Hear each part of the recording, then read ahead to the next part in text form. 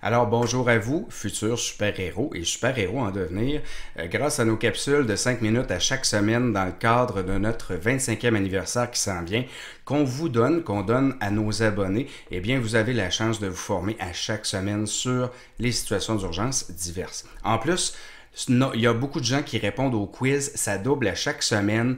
Je vous invite à inviter des amis si vous voulez. C'est le temps ou jamais de se tenir à jour à coup de 5 minutes puis de toujours être prêt à une situation qui pourrait survenir. Pour les gens qui ne l'ont pas déjà fait, inscrivez-vous à notre canal YouTube. Ça va vous permettre de suivre toutes les autres formations que vous n'avez pas vues jusqu'à maintenant.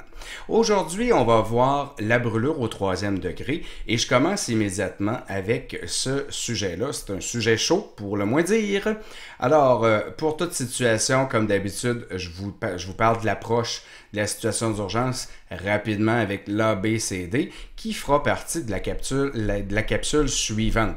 Je vais aller plus en profondeur dans l'approche d'une situation d'urgence. C'est pourquoi dans toutes les autres capsules, je vais passer ça rapidement désormais.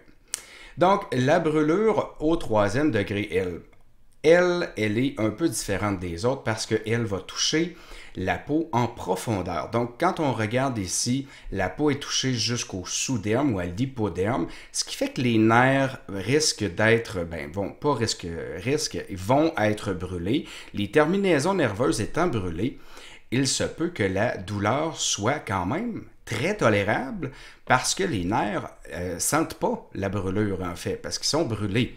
Sauf que quand la reconstruction de la peau va s'amorcer, eh bien là, la douleur, je peux vous garantir qu'elle va revenir.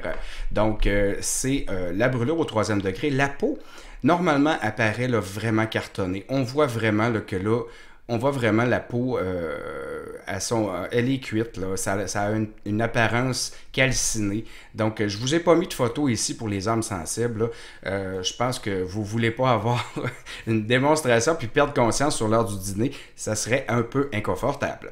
Donc, je vous présente maintenant le traitement de la brûlure. On va appeler les secours médicaux d'urgence si on le juge nécessaire, si l'étendue de la blessure elle est assez grande. Normalement, dans les brûlures au 3e degré, on apporte à l'hôpital, ça c'est sûr. Si la surface elle est trop grande puis qu'il y a des risques pour la personne de perdre conscience, d'avoir un arrêt cardiaque parce qu'il y a un choc, ben là, on ne prend pas de chance, on appelle l'ambulance.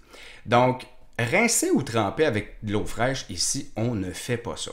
Dans la brûlure au 3e degré, il faut comprendre que la peau, elle est ouverte. Donc, on veut s'assurer qu'il n'y a pas de bactéries qu'on pourrait mettre en lien avec la peau et contaminer l'intérieur du corps d'une personne. Donc, on ne rince plus, on ne trempe plus, on va y aller immédiatement avec un bandage sec. J'ai fait exprès de vous laisser ça parce que on rinçait et on trempait la peau jusqu'au 2e degré quand on le voyait. Ici, quand on voit que la peau est calcinée, c'est un bandage sec. Idéalement, je vous le dis, on le fait avec un bandage de téflon. Alors, voilà le bandage de téflon, comment ça fonctionne. Quand on regarde ça, c'est une gaze qui est anti-adhésive, un peu comme vos poils en téflon. Et on l'utilise directement, elle, pour la mettre sur la blessure et on la laisse sèche. Bien évidemment, on laisse tous les bandages pour les brûlures secs. Maintenant, il y en a qui se posaient la question avant. Là, c'est rendu clair que c'est toujours sec pour éviter la contamination. On déroule vers l'extérieur pour avoir une bonne tension suffisante, mais pas trop. Et si les doigts sont atteints, bien entendu, on va placer des gazes entre les doigts pour éviter que ceux-ci collent ensemble. Je sais que c'est pas très agréable à entendre, mais c'est la réalité.